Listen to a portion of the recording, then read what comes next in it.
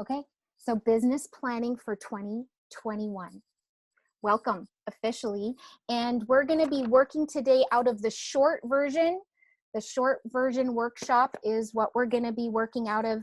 I will be referencing and using a PowerPoint to be able to keep me on track today. So I'm coming to you live from my personal home in University Place, Washington, just south of Seattle. And we've got people from all over.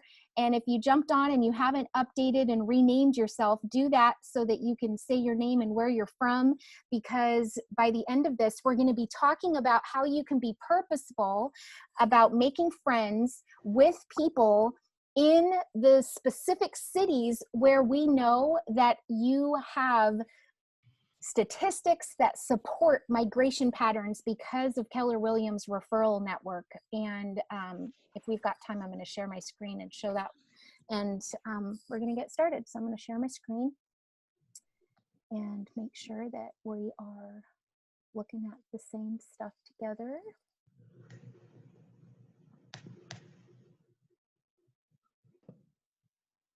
Okay, so give me a physical thumbs up if you can see my screen. It says Business Planning Clinic with Rebecca Del Pozo. That's me.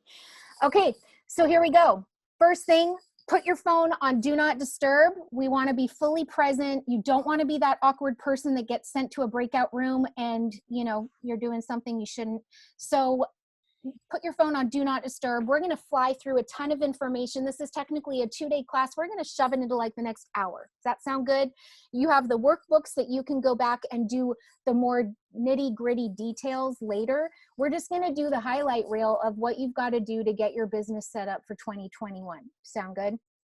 Be ready to jump in and share your thoughts.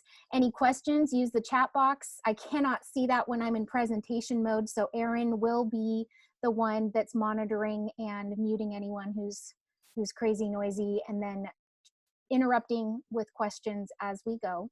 How you show up here is how you show up everywhere. Have an open mind. Grab the short PDF version. Think possibilities and be ready to take some action. Does that sound good? Awesome. So during Business Planning Clinic, this is going to be our agenda. We're going to go through the getting started. We're going to talk through the models and mindset. We're going to then go deep into the economic model, the lead gen model, the budget model, the organizational model, and then we're going to put it all together. So I am your official trainer for today. My name's Rebecca Del Pozo, and I love the water. The picture on the right is our family. This time last year, we were in Belize. I want to go on an airplane ride so bad. I am Canadian, so you're going to hear a couple words here and there. I can't, you know, it is what it is. I've lost a lot of my accent just to try to be, you know, cool. However, it will pop up every now and then, so you have permission to point it out or make fun of me. It's totally fine. And I love tater tots. Like, seriously, love them. And so anywhere I go, even like when I was teaching in the Tri-Cities last year, they hooked me up and said, oh, you need to go to this place for these particular tater tots. So if you know of any places, like drop it in the chat box and then let me know if you've got like a really cool favorite place that you go for tater tot appetizers. A little bit about me. I've been with Keller Williams since 2003, my entire real estate career, and pretty much every position within Keller Williams, I've at least dabbled in it at some point or another. And I absolutely love the Keller Williams curriculum. And so I've chosen to go through the path of being certified and approved as one of the Keller Williams University trainers.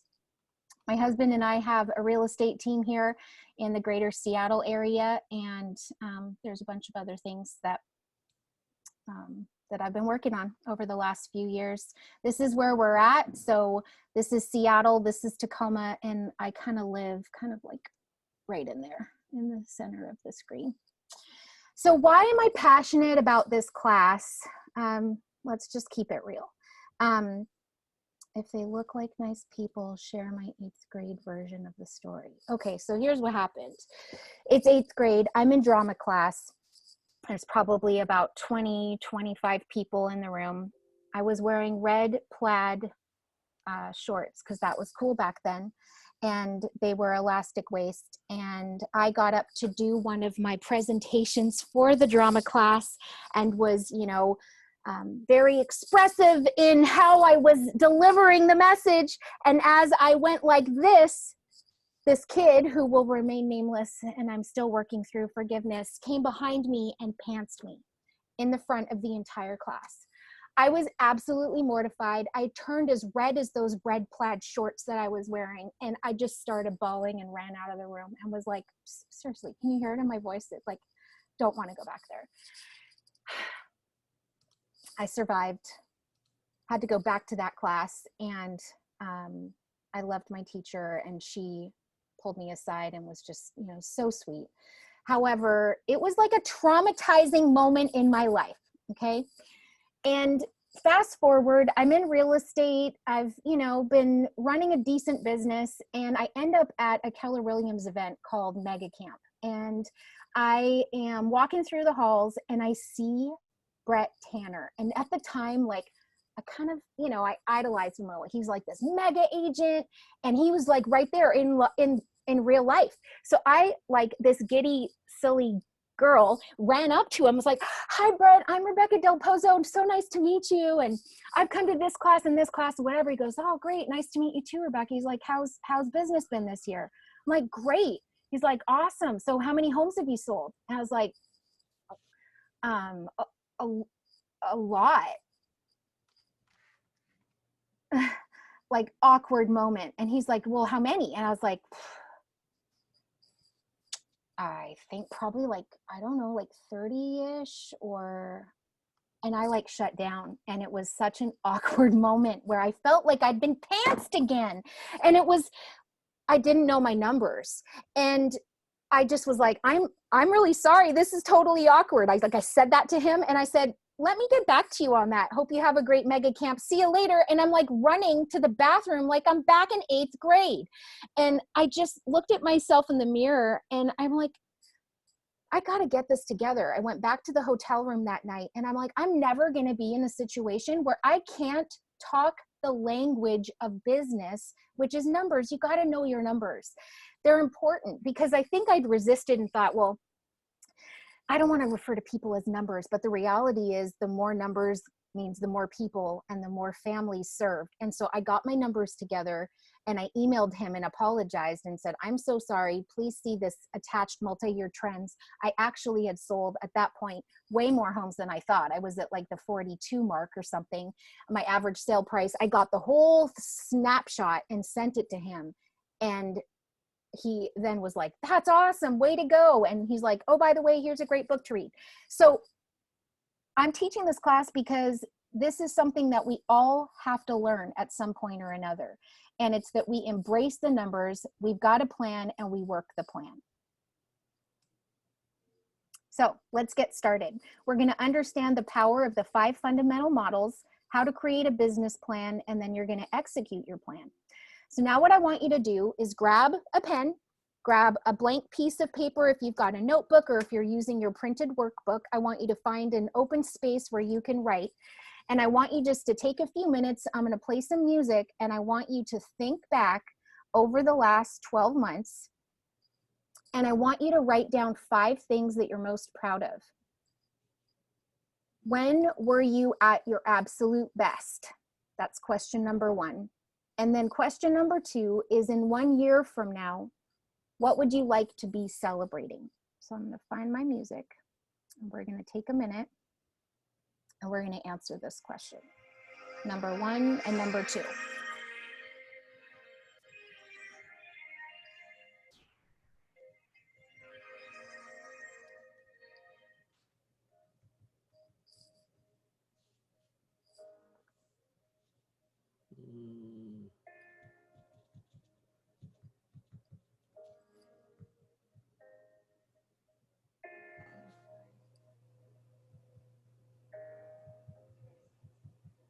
Yeah, you're fine.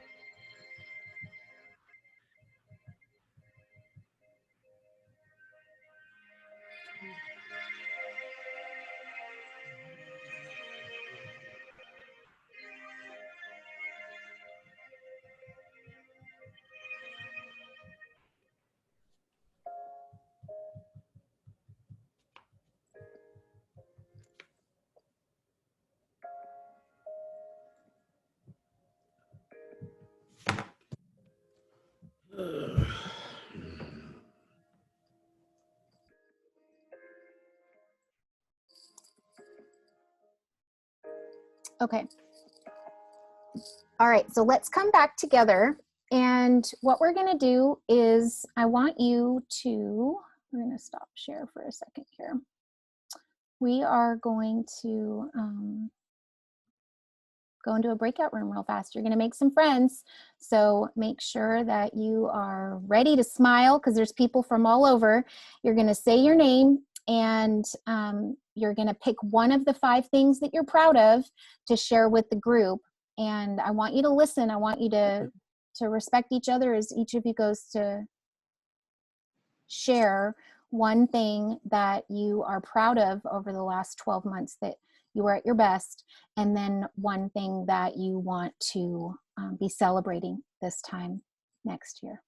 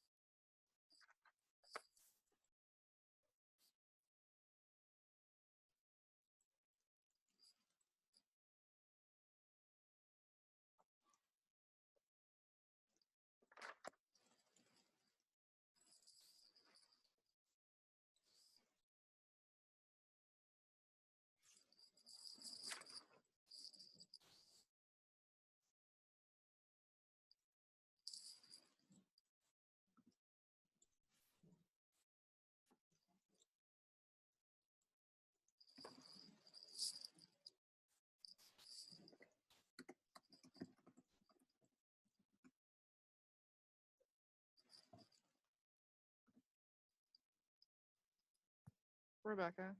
Yeah. Hey, sorry, I was just having like tech difficulties in the breakout room, so that's why I came back. Like I couldn't see my group or anything. So. Oh. Uh-oh, that's not good. Thanks for letting me know. Oh, I think it'll resolve itself once the like system gets back, but I can only see like one person. It was odd, but anyways, so I'm here. Okay. Thank you.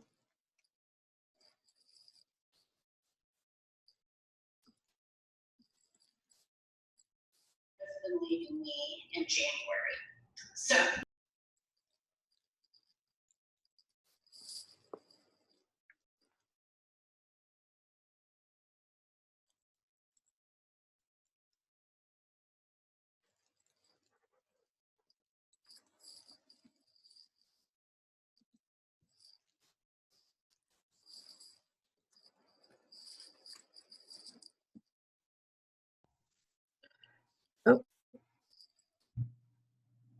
What happened? We were in our breakout rooms and then I got kicked out of it. Uh-oh. We didn't quite finish. It says Did we take too 35 long? seconds. I don't know. Sorry. All right. Did you make Okay. some new friends? Yeah, kind of, but not everybody got a chance to talk because we ended quickly. Okay. So I would love if you guys will share in the chat box just a few examples of some really great things that you had people share in the groups. In the chat box, just drop down some things. And, you know, I think it's important for us to take the time and Oh, dang, we got kicked celebrate. out. Yep, got kicked out. Welcome back. We'll talk later, Andrew. All right. So I'd love to hear just a couple of people if you want to share in the chat box a couple of examples of what you heard. Proud of my real estate music video, which was a ton of work and many years in the making. I'll be celebrating double gold next year. I love it. That's awesome, Jody. Very cool. What else did you guys hear? Gail's gonna get a new kitchen. Really? I love it.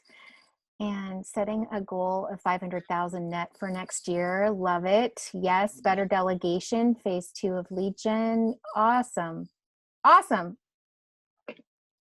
Pay cash for a new vehicle. Yes. 200 units for Liz. I love it. Jazz is going to have 6 figures in 6 months. So good. Okay. Awesome. Let's keep going. Share my screen. And we're going to keep going.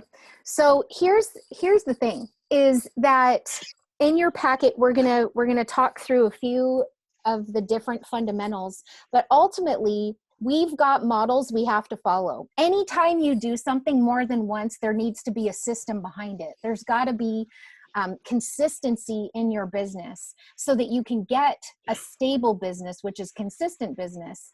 An unstable business based on creativity is going to have that unstable roller coaster ride that nobody wants to be on. And when we're talking about breakthroughs and how we can kind of level up and take our business to the next level, the opportunity is huge for us to have a real conversation with ourselves, to ask, am I stuck? Is there a pattern in my life or my business right now that I'm not happy with? Because ultimately we know if you kind of get to that point where you're just, you know, I was there. It was like, oh, I, you know, sell 20, 30 homes, sell 20, 30 homes. And there's like this consistent pattern. Why couldn't I sell more than that?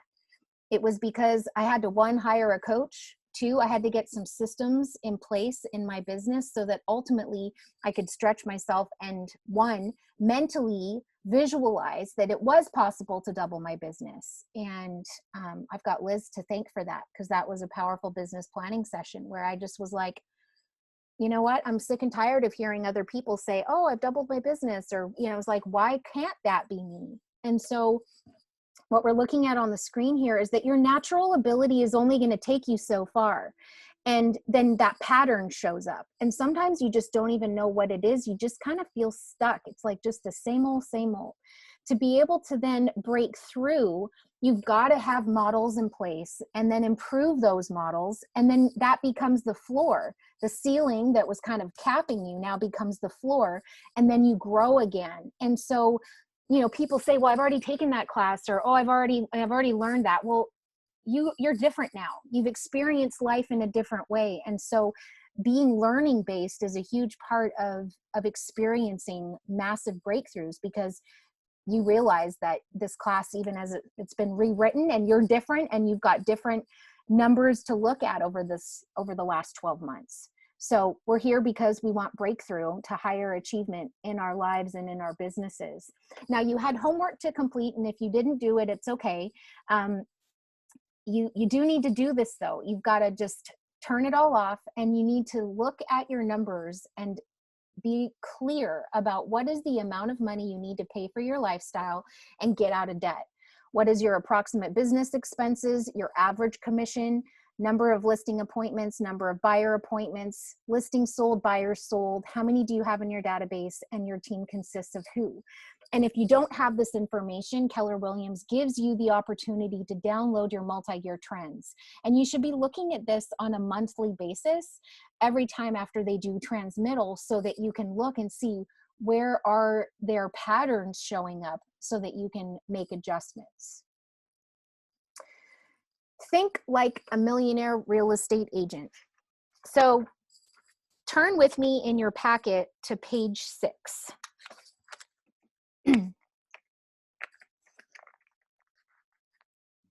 Understanding the 5 fundamental business models. You want to be purposeful about what it is that you really want to get out of this class. Is it that you want to be better at your profit and loss? You want to be more consistent in your lead gen? Take a minute and just fill out the 3 learning goals of what it is you want to get out of the next few minutes that we have together, and jot those down.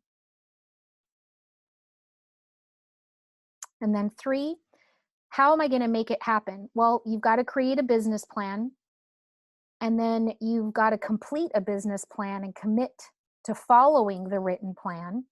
And then level 3 is you've got to complete the business plan, share it with your coach or peer partner who's committed to my personal growth, and execute my plan by checking my activities and results against it weekly, monthly, and annually.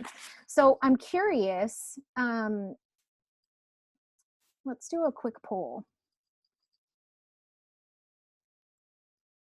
So first poll is, do you use a 411 on a weekly or monthly basis? This is anonymous and it's on your screen right now. So look up and click and answer. And we're going to then share the results here in just a minute. So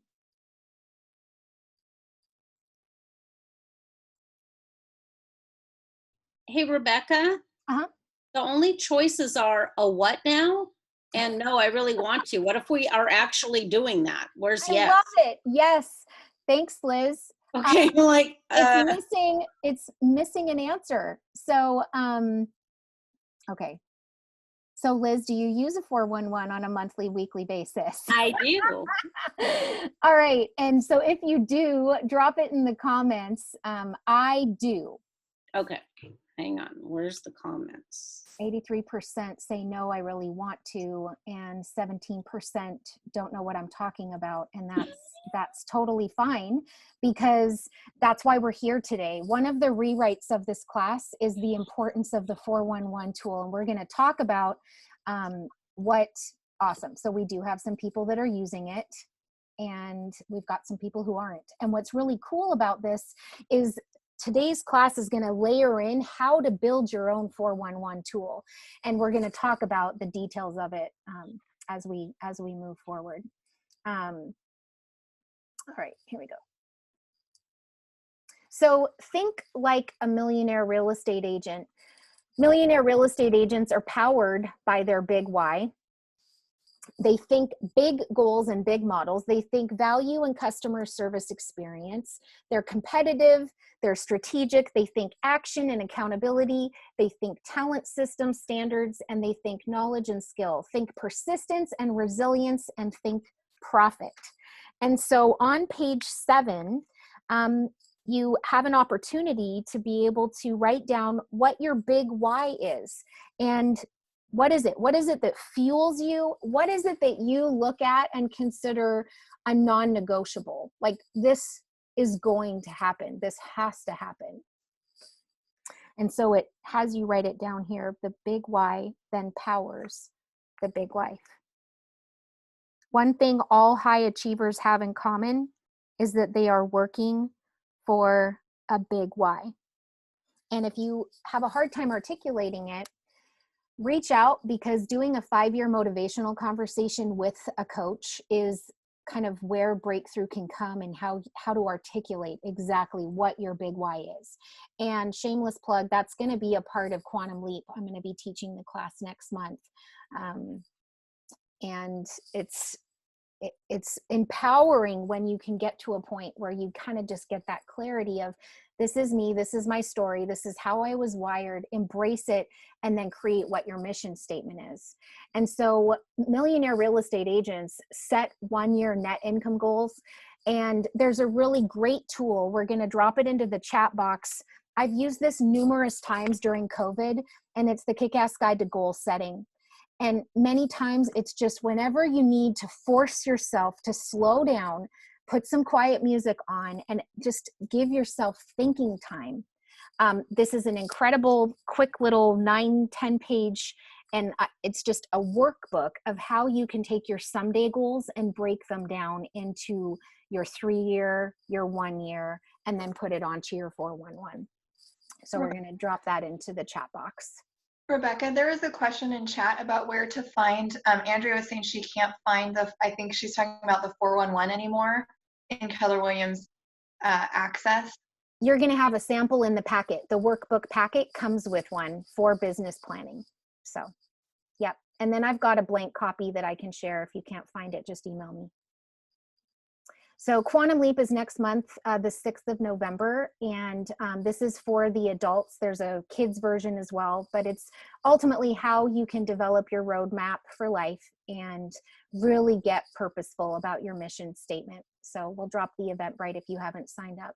So the 411 tool is 4 weeks, 1 month, 1 year. And ultimately what Gary Keller found is that the difference between those who achieve at a very high level versus those who just talk about it are the ones who are consistent in using this 1-page tool to hold themselves accountable on a weekly basis. And you can do this with a peer partner. However, I think the most impactful way to do this is with a coach. And I'm a huge proponent, obviously supporter of MAPS coaching through Keller Williams. And you can find someone within your market center or in your leadership to say, hey, can we do this on a monthly basis? Hold me accountable. These are the things that I want to check off my list. This is the have to do. This is the stuff that has to happen. So the foundational model of the millionaire real estate agent, we know the triangle, and it's leads, listings, and leverage. However, one of the things that's changed and kind of been updated is that we now have the 5th fundamental model, which is expansion. So the economic model is ultimately to achieve the amount of net income you desire. The lead gen model is that you need to generate X number of leads to be able to then spend X number of amount of money in specific areas to support these efforts. And then the 4th is the organizational model. I need to hire X number of people to service it all. And then 5th is apply your systematized business model into additional locations if you so choose. So I want you to just grab a blank piece of paper and let's do a quick little grading of where you're at right now. Give yourself a grade in the following millionaire real estate agent categories. First one, I'm a lead generator, not a lead receiver, meaning you're prospecting for new business on a regular basis. So give yourself a grade there, A, B, C, or D. Next one, I treat my database like a business. So essentially, if I called you up today, I could say, hey, Liz, I'd like to retire you out of real estate, and I'd like to buy your book of business from you. Can you show me how many people you're consistently communicating with, how many emails they get, how many phone calls they get, how many invites to client events do they get, and how has it grown over the last few years? Would you be able to truly say you've got a book of business that would be worth selling? Next, I communicate to my database in a systematic way. Next, I'm focused on listings. Next, lead gen is I educate, ask, and reward for referrals. Now, this comes straight out of the MREA, okay? And so it's getting tattered and torn. But ultimately, page 141 is where Gary Keller gave us the exact model of how to create a referral system It's a referral generating program. You educate, you ask, and reward. You repeat these 3 simple steps over and over. You treat the referral source better than the referral itself. Always show appreciation at every point. When you take the referral call, when you meet the referral, when you do business with the referral, and when the transaction is complete. And so if you have a listing checklist or a closing checklist, then there's a prompt to actually call, text, or email and say, hey, thanks for sending us this business. None of this would be possible without you putting your name to us. Now let's go to the numbers side. I understand my economic model numbers to win. I have a profit and loss and review it monthly. I follow the 40-30-30 rule. I have an operations manual and checklist for listings and closings. I know who my next hire should be. Okay, so now let's see if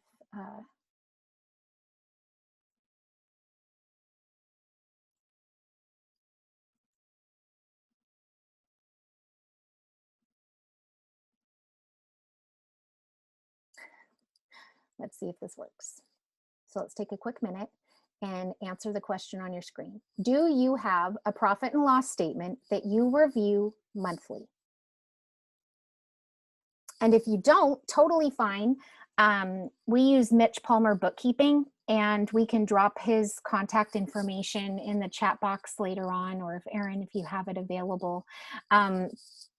The reality is these are the 80% things that we're probably not gifted at if we are the people, the people. We're the ones going out, generating business, making friends, and lead generating. And so Liz says, I have my people that review my P&L. Exactly, because I know I'm never going to sit there. I mean, I'll never forget, like, tax season was so stressful for too many years. Your life is too short to be stressing on that. You should have somebody that actually enjoys spreadsheets because they exist. Thank goodness there are people in this world that enjoy spreadsheets. And okay, so let's end the poll and let's look at our results here together. So 72% of us do not, 28% of us do. And so that's why you're here, right? By end of class, you're going to hear how important it is that we know our numbers. Okay, so let's go into the economic model. So on the screen, can you see this? This is in reference to page 10 in your workbook. And we're going to go through the Millionaire Real Estate Agent economic model. So let's say that you want to net $1 million, which it has in parentheses the 40%. In order to do that, you would actually need to have a total gross commission income of $2.5 million, because $750,000 is going into the 30% of the $2.5 million operating expenses. The other $750,000 is going into cost of sale. Now, in the example here, we're using an average commission amount of $7,150, and depending on where you're located, it could be more, it could be less. In this particular example, it means that you would have to sell 350 total units to be able to hit your goal. And we're going to assume that in this particular circumstance, it's a 50-50 split between the sell side on a listing and then on a buy side. So on the sale side, 50% of sellers' listings sold. That means that there would be 175 listings sold in order for you to hit the goal. Your conversion rate is going to vary. And if you don't know what your conversion rate is, then it would be safe to use the 70%. But ultimately, this time next year, if you implement the tools that we're going to talk about today, specifically using KW Command, using CTE, you're going to be able to articulate and tell me exactly what your conversion rate is personally, which is going to be awesome. So ultimately, that means you would have to have 250 listings, and the closed conversion of actual appointments gone on, they're using a 75% conversion rate. So ultimately, there would be 333 seller appointments needed, and then it would be the exact same on the buy side, except they're giving us 70% sold conversion rate on the buy side, 70% appointment to close. or conversion, so 357. So that breaks it down into 26 appointments a month and 7 appointments a week on the listing side. So when you're looking at your numbers, the investment of time, cost of sale, and operating expenses, plus the performance, which is the behavior, the skill level, the ability, the resources, your leads, appointments, talents, systems, tools, the outcome will then be your gross commission income. And what we want to track is your net. So the 30-30-40 is exactly that. 30% operating expense, 30% cost of sale, and 40% net income is the goal. And this is just a different way to look at the exact same numbers. You need to generate so many leads that you can look at those conversion rates and then go, okay, this many I'm going to win, this many I'm actually going to close, and then this equals my gross commission income. So now the next example, actually, let me go through. This is the million. Let's pretend that you wanted to net 500,000. That was somebody in the chat box that said that's going to be their goal for 2021, right? So let's say that the goal is 500,000 net income. That means the total gross commission income needs to be 1.25. 375,000 will go towards operating expenses, and 375,000 will go towards cost of sale. If your average commission amount was 6,875, you would need to sell 182 homes. Depending on your average commission amount, you can then just stop the math there and add in what that actual number is to then get what your units sold is. So if we now say 40% of your business is going to be on the listing side, that means there's 73 listings sold and 70% sold conversion rate, which ultimately means you need 104 listings.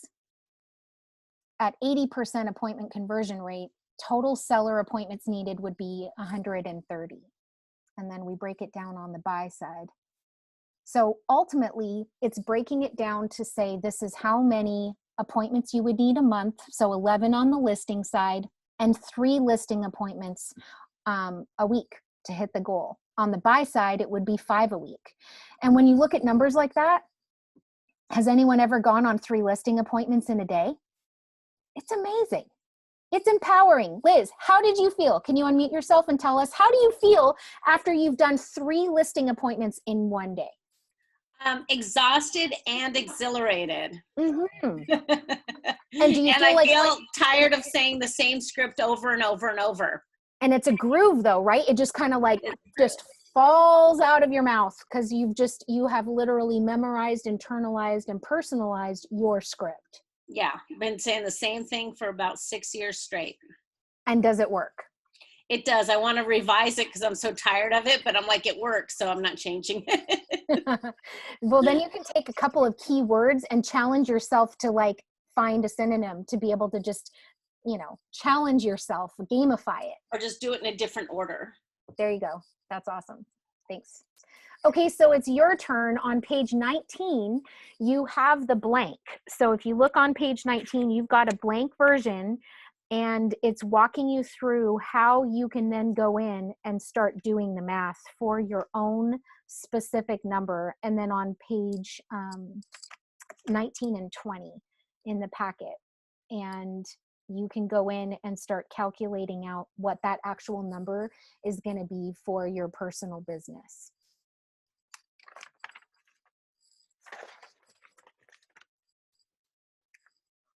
Common question is, well, what if I'm not spending that much in expenses or in cost of sale just yet?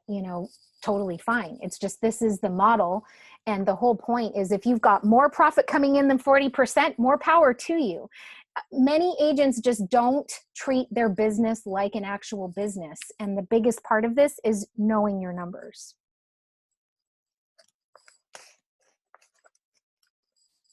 The benefit of the economic model provides the number of appointments and the units sold to meet your goal. It reveals your conversion rates. It allows for mastery over your business. It keeps the focus on a profit-first perspective. It helps keep your budget model in line. It provides benchmarks to hold your team accountable to, and it allows you to gain insight into your economic decisions before you make them. Rebecca, there's a question in chat asking if we're going to go over whether agents are on a team and how to figure in the team split to these numbers at some point in the class today. We're not going to do that on this call. We're happy to set up a private conversation, though, for any of the teams that are on the call that want to do that, definitely. Next, we're going to jump into the lead generation model, which is section 4. So Gary Keller says we want to have a prospecting-based, marketing-enhanced business. And here's the reason why. Prospecting brings about immediate results. If I was to ask you to open your phone, go to your contacts, and scroll all the way to the very bottom of your contacts in your phone, who's going to win the contest of the most contacts in their phone? Grab your phone, go to your contacts, scroll all the way to the bottom, and because you're holding your book of business right here. And it's a numbers game. Okay, so I can't see the chat box, so I'm going to stop share for a second, and I want you to, thank you, Colleen, for setting, yes, 659 contacts. I love it. Love it. 21, 20,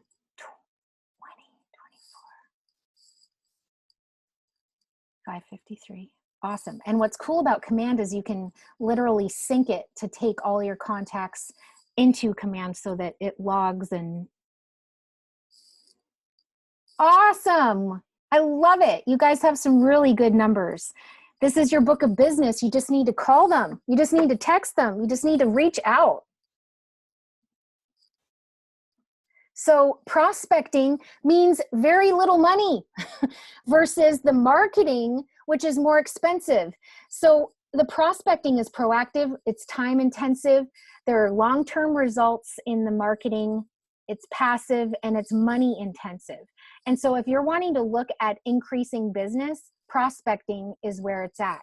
Now, on page 11 of your packet, there's this crazy long list of all the things. I want you to look at this, and I want you to circle the top 4 sources of business in the last 12 months. So look on page 11, and I want you to circle the top 4. Now, if you're using CTE, if you're in a program, then you can quickly go and just run the numbers, and it will tell you exactly what they are.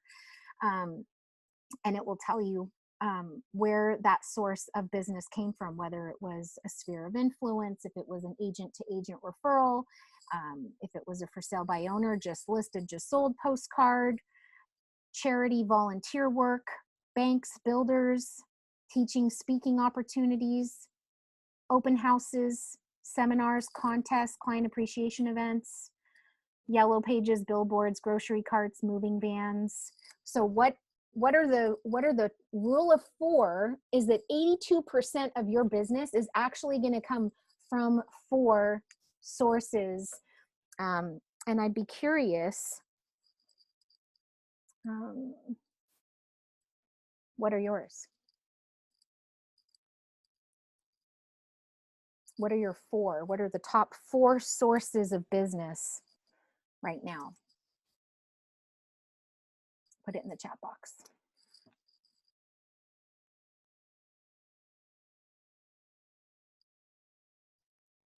Is it open houses, sphere of influence? Is it your referral program, past clients, agents, open houses, farm, agent referrals, online presence, Facebook SEO, lead gen services, sphere, referrals, phone calls to sphere of influence, open house referrals, Facebook? Exactly. And so many times, you guys, the temptation is that we want to go and create this freak of a looking stool, and it's got like 9 legs. And the reality is, if a stool has 3 legs, it's kind of wobbly. But if it's got 4, it's sturdy. And so many times we want to go to the flashy things when really what we need to be doing is going deeper in the 4 things that we know are proven to work. That's where you could then look at your budget model and go, wow, we should be spending more money in client appreciation gifts. Or, wow, we should be doing more giveaways because we know it works. And go deep into those activities instead of going, we need to launch a whole, and I'm guilty of this, like we need to launch a whole new like expired listing program, and how we're gonna, it's like that's just not where the quality is. So on page 11 it talks through where you can go and do the prospecting and marketing, and then the merging of the 2 are in that center column.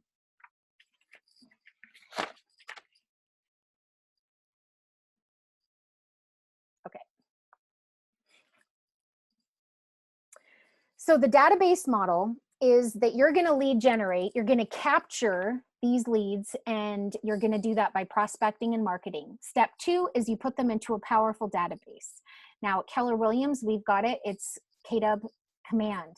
And what's cool about it is you can map your database, you can sync it to Gmail, you can sync it to your phone, so it will tell you when the last time was that you texted or called someone, so that you can then ask and say, who should I be calling or who should I be emailing today to check in? Ultimately, you're going to get leads, you're going to form relationships, you're going to strengthen the existing relationships, and then you want to then get the referrals. And the way you do that is to educate your people, reward the behavior, and repeat the cycle. So the relationship management is what happens here in the middle, and that's going to happen when you use smart plans, where there's this prompt and it's a systematic way that you're following up with people. Whether it be that you're acknowledging somebody's birthday or you're acknowledging someone's house anniversary, that there are specific prompts that are going to come in where it's not just going to be this, oh, I remembered. It's a systematic thing that happens every single client, every single month.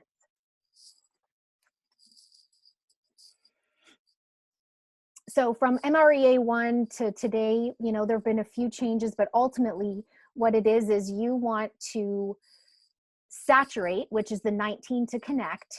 And this is giving you an example on the screen of the touches. And one of the things that Gary says is you could send out all the most amazing, promotional material. You can, send out your monthly newsletter email. You can tag people on Facebook. If you skip the phone call though, it's like all those other things didn't even really matter. And so making sure that you're doing that quarterly phone call is huge. So 4 touches for the calls, 12 touches for the monthly emails, updates, newsletter, market report, or video. 2 touches of promotional direct mail, such as a magnet, calendar, printed market report. And then 1 touch of some kind of an annual event, party, movie screening, or get together. That's the 19 to connect. Then you've got the 1 to cement, a high value touch that solidifies the relationship that you've just established and opens the door for future interactions. And then you've got your saturate, which is your 36 to convert. And this now goes into the bi-weekly email offering of some type of information of value to the potential consumer, 2 touches, events, get-togethers, parties, and then 4 touches of the promotional directs, such as the items that we talked about. So in Keller Williams University curriculum, we just have to warn everybody for staying off the do not call list. So when people are calling and requesting not to receive your mailers or not to receive phone calls from you, you've got to make note of that and respect their wishes. So in your packet on page 21, you've got a lead generation model plan. So in here, it talks about my database, my business, how many contacts needed to achieve the goals of my economic model, contacts in my database today, and then what's the gap? How many do you need to grow by? And then how many do you need to add each month? And how many do you need to add each week? And then my lead generation sources, the current 4 that we talked about, and then what are the future 4 that you're going to continue doing and go deeper in, or if you want to add anything new to what you're already doing. Your lead generation activity of how many calls you need to make a day, and then your 19 to Connect touch campaign for leads, and building out what that's going to look like. Now, I just taught the class lead generation, the power of, it was power session number 4. And it gives you specific plans that you can go in and then copy, which now in Command and Smart Plans, you've got the exact same thing. So you can look it up specific to what it is you're looking to do and then copy.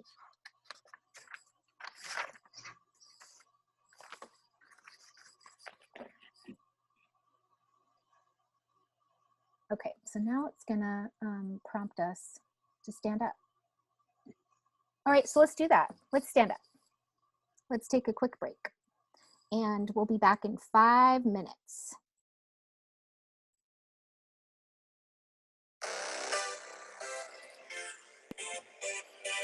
Rebecca, there was a question in chat about what would be some examples of a 1 to cement from that slide a couple slides ago. Okay.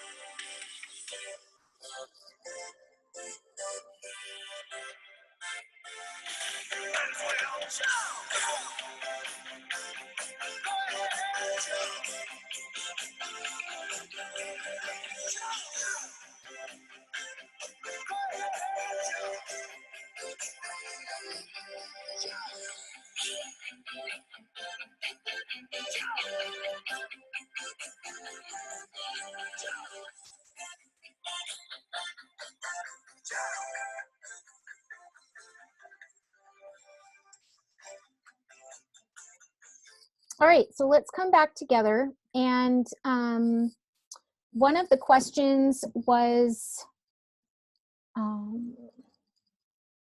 let me go back.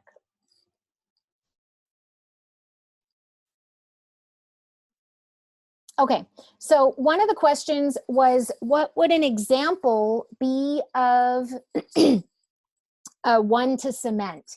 So when you've met with someone and it was for the first time, who's got some ideas of what a one to cement would be? What's one thing that, the way that it's defined, is a high value touch that solidifies the relationship that you've just established and opens the door for future interactions? So what comes to mind? Go ahead and unmute yourself when I say one to cement. What's something that someone's done for you after meeting someone for the first time that just really made them stand out?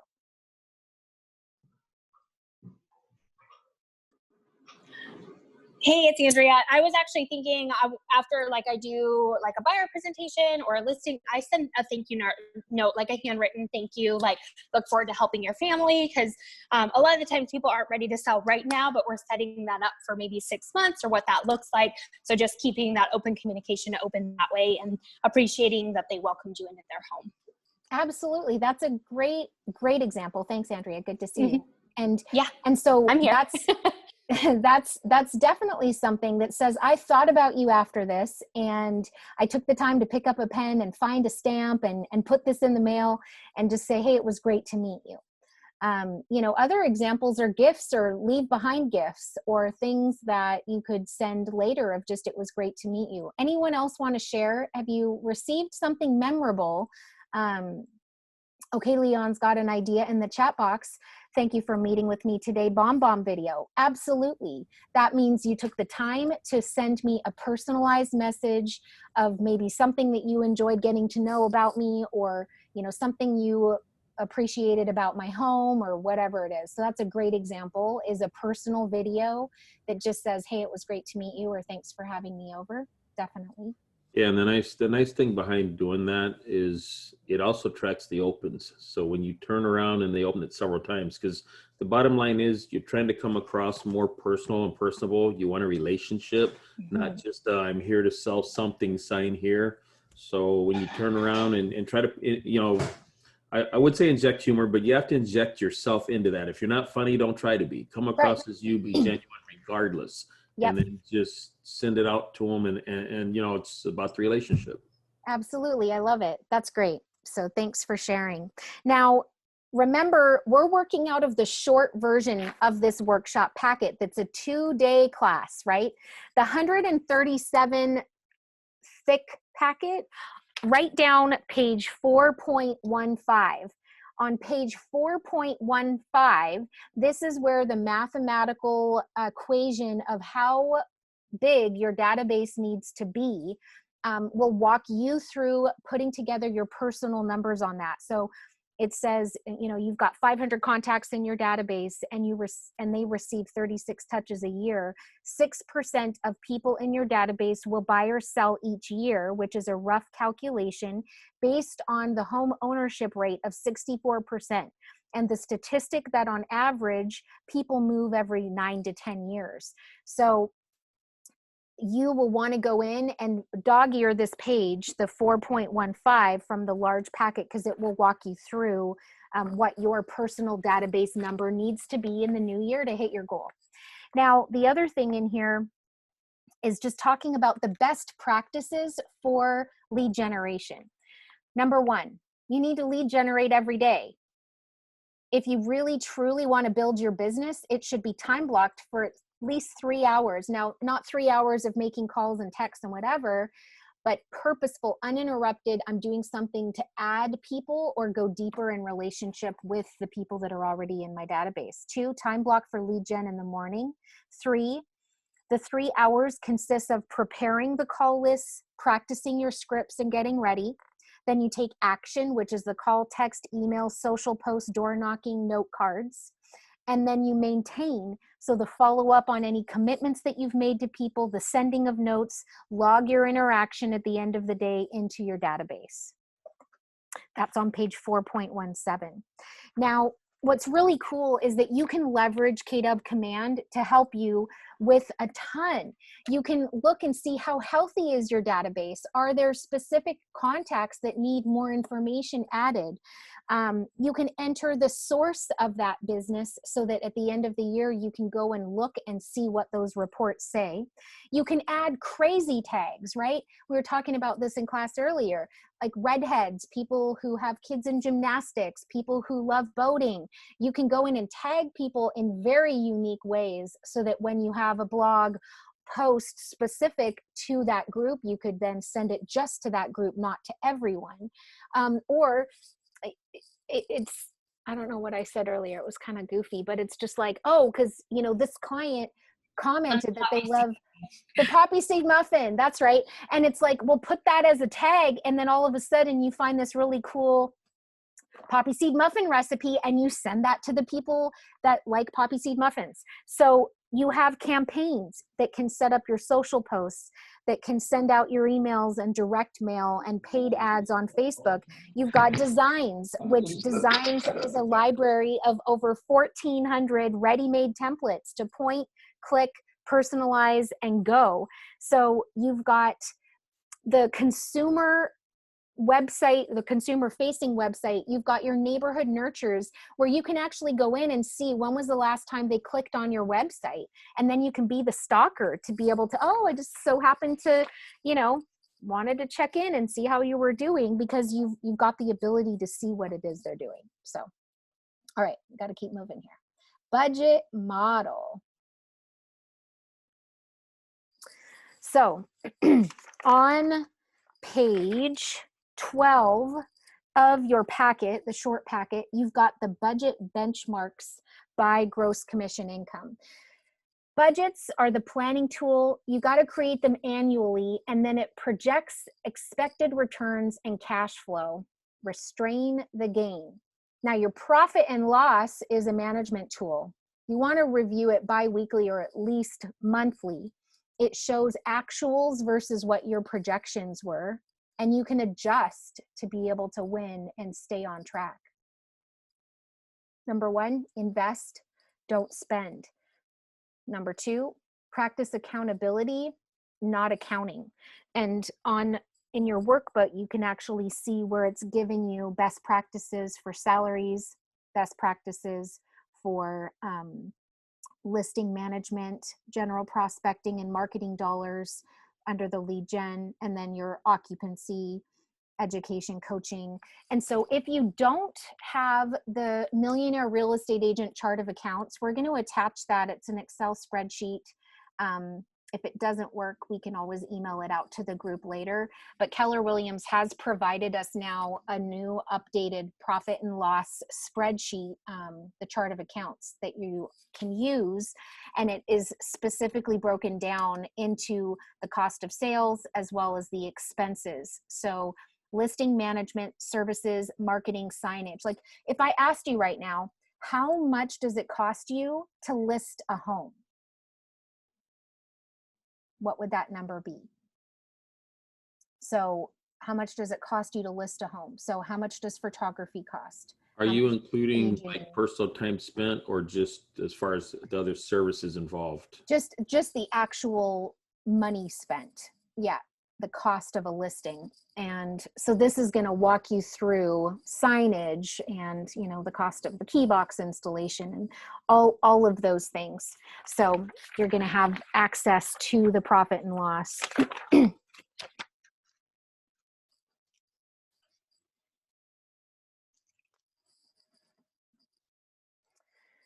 I never count my key box in there because it's not a one and done type thing. That's something you use over and over, and we write that off as expenses at the end of the year. So basically that'd be like sign up. So sign up and sign down, because sign down is still part of the cost. And if you're doing perma flyers and things like that, so just the physical material part of it, correct? Yep, you got it. Yep. So the cost of sale is the cost of acquiring the revenue. The gross profit is the revenue left over after the cost of sale. And the operating expenses are the costs of running the business, whether or not a transaction occurs. And then 4 is the net income, pre-tax income after cost of sales and operating expenses. So for instance, operating expense would be if you have an executive assistant and you're paying that executive assistant a salary. Whether you sell a house or not, that's an operating expense. Whereas a cost of sale, if you have a transaction coordinator and that transaction coordinating fee only happens if a property closes, then it goes under the cost of sale category. So the budget model benchmarks are the 30% for cost of sales, the 30% for operating expenses, and 40% for net income. And here it's showing based on the Millionaire Real Estate Agent cost of sale and operating expense percentages. And so here are examples of the cost of sales, which is then either salary paid to a listing specialist or the splits for buyer specialists, and then operating expenses based on the compensation, lead generation, office rent, education, coaching, supplies, and all of the others. And so here's another way to kind of look at it. There's averages based on what your gross commission income goal is. So if your gross commission income goal is 150,000, then your cost of sale should be about 13%, and your gross profit is 87%, so 130,005.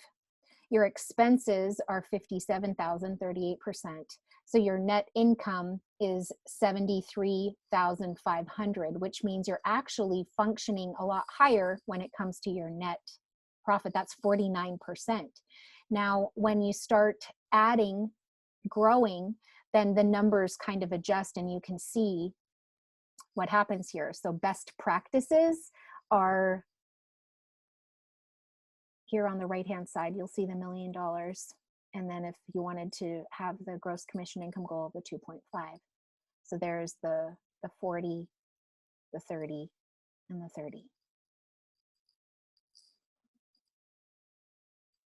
And so these numbers have been updated as of 2020. And so these are in your packet and on the screen as well for you to refer to.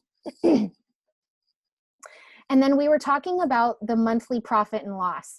And so personally, what we do is we hire Mitch Palmer Bookkeeping, and we close out the month, and then we get all of our detailed DAs, and then we send it, upload it, email it to him, and then it comes back, and then we review those numbers monthly to then be able to look and see, where things are at. And I'm so thankful that we started doing this at the beginning of this year, because profit had really been a huge focus for us. And we were able to make some pretty significant cuts early on before we even got into COVID, which looking back, I'm really grateful that we did. So now it's your turn. You're going to have the opportunity in your packet on page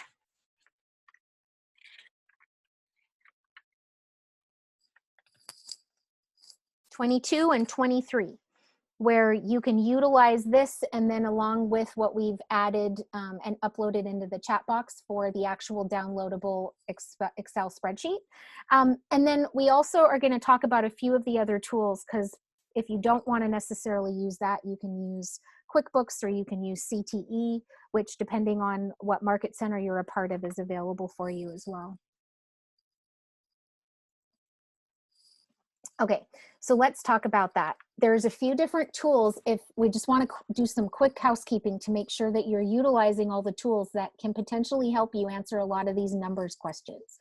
First one is KW Command. You can go into KW Command and start working on your goals now, and that will literally break it down for you under the goals category and then help when it comes to running the numbers. Number 2 is commitment to excellence, and that is CTE. And we're going to drop the link for that for 2021 goals.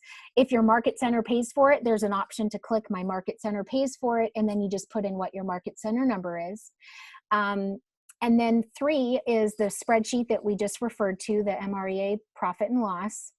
4, hiring a bookkeeper like Mitch Palmer to be able to help organize all of that information. 5, hire a MAPS coach.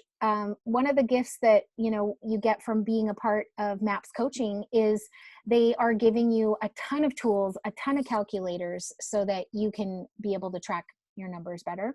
6 is your net worth calculator. You should be doing that on a monthly basis. It should be on your 411 so that you're reviewing your numbers and looking at what your net worth is. If you need a simple calculator for that, just let me know. You can email me for that. 7, the survival number calculator, and then how many leads a week calculator. And so if you need help with any of those things, one of the best ones is what we call the allocation form, and we're going to upload that into the chat box for you as well. On the allocation form, it asks you questions. What's your mortgage? What are the utilities? What do you spend on entertainment, credit cards, car payments, insurance? What are your miscellaneous regular expenses? Then what are the taxes that you typically pay for either the 30, 40%? Then your business expense yearly, and it will actually give you the minimum units for, says minimum units for survival. And then if you flip the page, it talks about maximum units for a life worth living.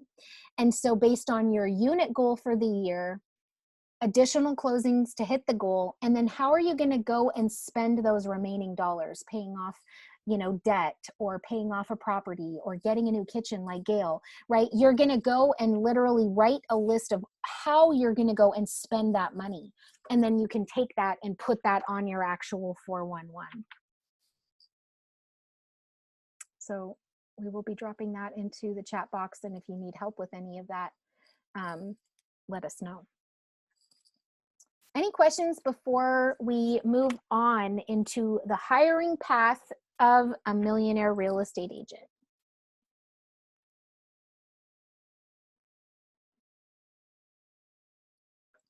Rebecca, can you show me the thing you're wanting me to upload again? What is it called? The allocation form.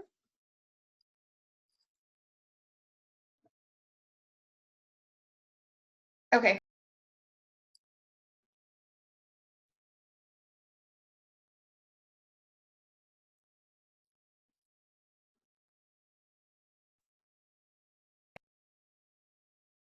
So let's do a quick poll.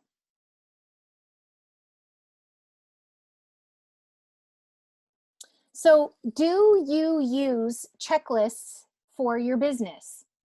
Option 1 is nope, I wing it.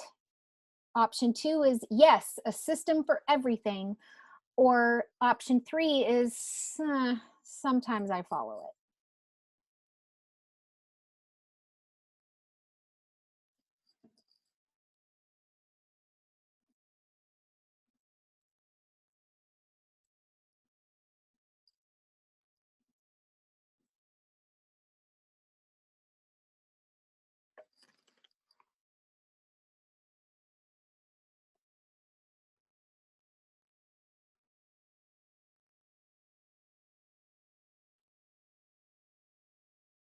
Okay, so let's look at our results. 10% say, nope, I wing it. 30% say I have a system for everything. And 60% say sometimes I follow it. And so one of the things that we want to get purposeful about is what your checklists look like. And out of our market center, we've got a couple sample checklists for the listing side, a couple samples of the closing or pending to closing, contract to close checklist.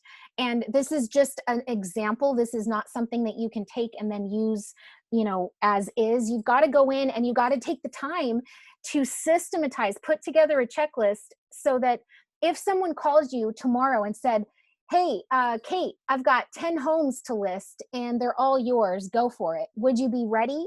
And you could confidently say, yes, absolutely, because I know there's a checklist for everything. And so it'd just be a matter of looking and working each individual checklist for those 10 listings. So we're going to talk about a couple of those systems, but first we want to talk about the hiring path. If you, let's go here real fast.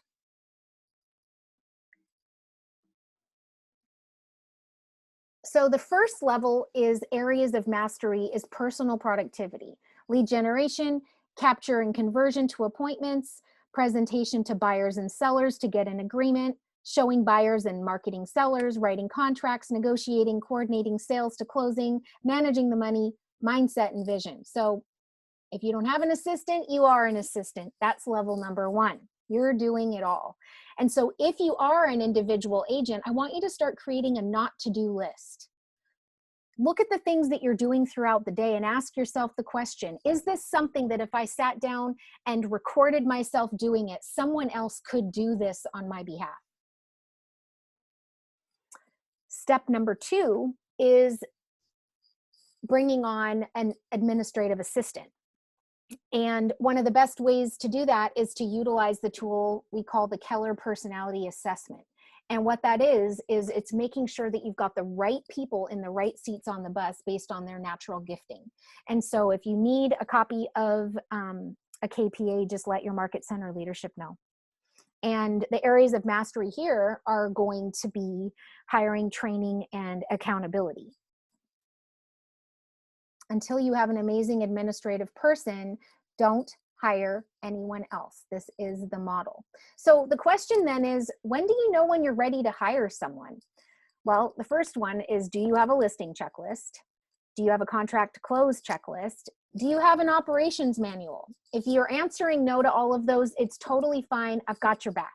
There's a class called the MREA series, and it's systematizing lead gen. And there's also a how to build out your own personal operations manual.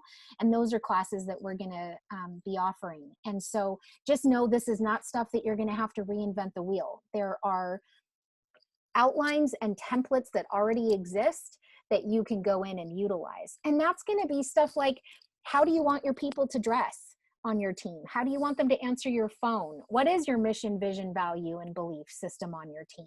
The operations manual is literally going to put systems behind everything that you do on a regular basis. Do you do monthly inventory for your key boxes? Are you looking at your clock hours on a regular basis? Like everything to do with your business, there should be a checklist, and all of it literally falls under the umbrella of your operations manual. It's how you go about doing what you're doing. Now, the third level is you, a lead administrative assistant, and then a transaction coordinator. So there's systems, you're succeeding through others, and you're going too deep so that you're essentially training people so that your business is now being established as a true business. Fourth level has a part 1 and 2. First one is the showing assistant, and then the lead manager, which is the outside sales agent or the inside sales agent. And then that person then can become the lead manager who oversees that role. And then over here, you'll see that there was added in a listing manager, and then the showing assistant became a lead buyer's agent. And so it's like level 4 is kind of 2 parts. Level 5 is all of those things, and now your lead administrative assistant has become the director of operations, overseeing the transaction coordinator as well as the listing manager. You've split the OSA and the ISA role, and you're still building out your lead buyer's agent, showing assistant. Part 2 of that is a listing agent that would then start going on listing appointments with you and doing listings so that eventually you don't have to do it.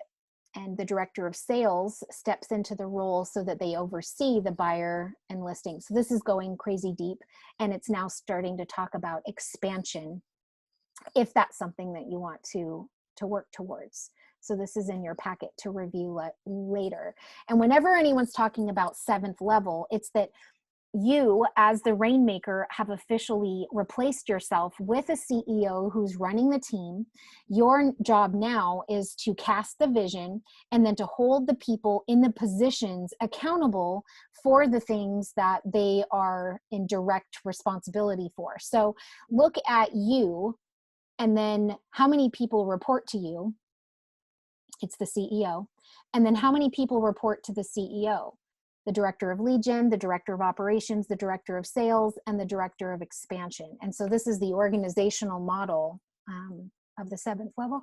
I'm going to sneeze. Excuse me. And then Bless you. Thank you. This is the 5th model, which is technically now the expansion model. And there's you.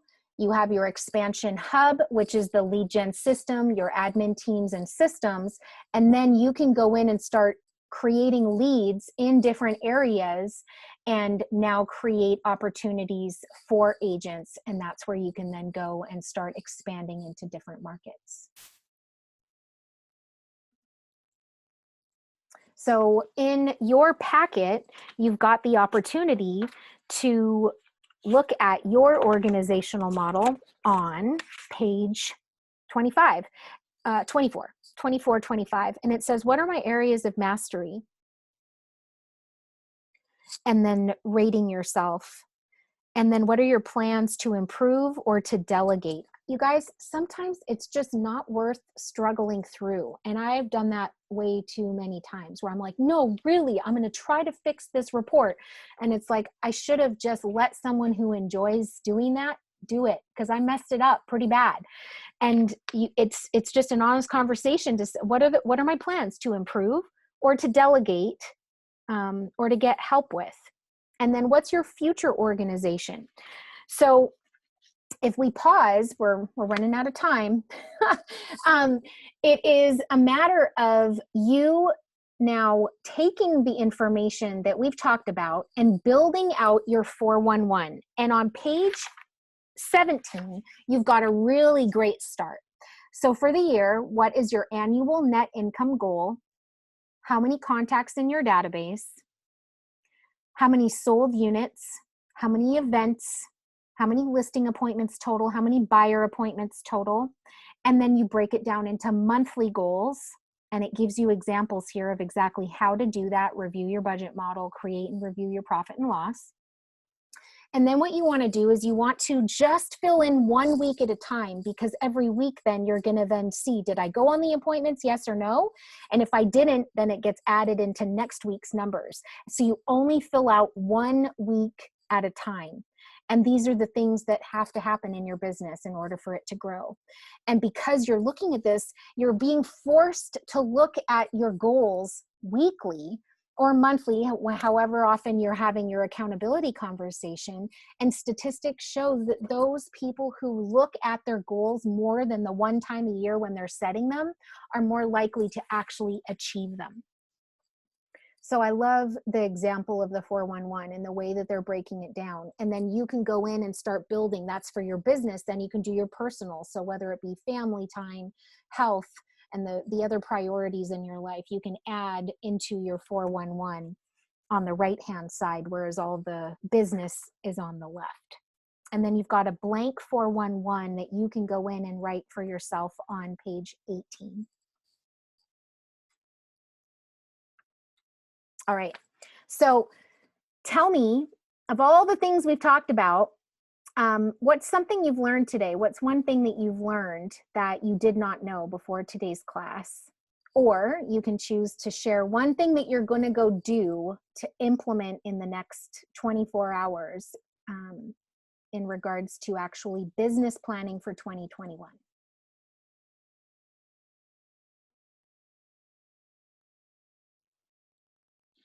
I'm actually going to create my perfect week. Oh, I love it. So regarding your calendar. Mm-hmm. Okay. Thanks for sharing. Your aha is that Rebecca likes tater tots? Really? Okay. Gonna do an overall review of my current business plan. Awesome. What else? this time next year, I will be consistently working a clean database, have documented systems, accountability, use 4 agents in my profit share tree. I'm going to dive into my numbers, meet with Katie, my assistant, to go over our systems, also make a schedule. Awesome. I'm going to complete the Life by Design form so that I can not only survive, but meet my goals. Make sure that I'm strategic rather than, yeah, absolutely. Okay, cool. Now, of all the different tools and all the things that we've talked about, if you want more detail about any of them, don't hesitate to reach out to me. And once you've got your 411 put together and you think, you know, it's good, then I want you to email it to me, because one of the things is that sometimes you can't see it yourself, but you got to create the SMART goals, as they say. SMART stands for specific, measurable, actionable, realistic, and time-bound. SMART goals. So if you say, you know, I want to increase my business, that's not a SMART goal. Well, by how much, or by how many units, or by what percentage? And you can't do that for yourself. You've got to have another set of eyes look at your 411. You just do. And kind of poke some holes in it and push back and say, hey, let's get a little more specific about this, or like, this is what I want to do, so that it can become something that's smart and achievable. So we're dropping my email in the chat box, and we're running out of time. And I want to thank everybody for joining in. Thanks for having an open mind, and for considering what a millionaire real estate agent thinks about. And don't be overwhelmed, because we've got the tools. You do not have to reinvent the wheel. We literally have goal setting and command. We literally have a very simple tool that I appreciate the fact that Gary Keller always says, 1 page, no staples allowed. You should be able to articulate your plan on 1 page. The other thing that we haven't talked about is the GPS, the goals, priorities, and strategies. And so if you're interested in that, I've got kind of a sample that we've used over the years of, you know, new business, sphere of influence, past clients' business, and then systems and leverage. Those are the 3 priorities within our sales team. And we can share that, or we can email to everybody depending on our time frame. So I trust that you've learned something new. Thanks for chiming in, and I'll see you next time.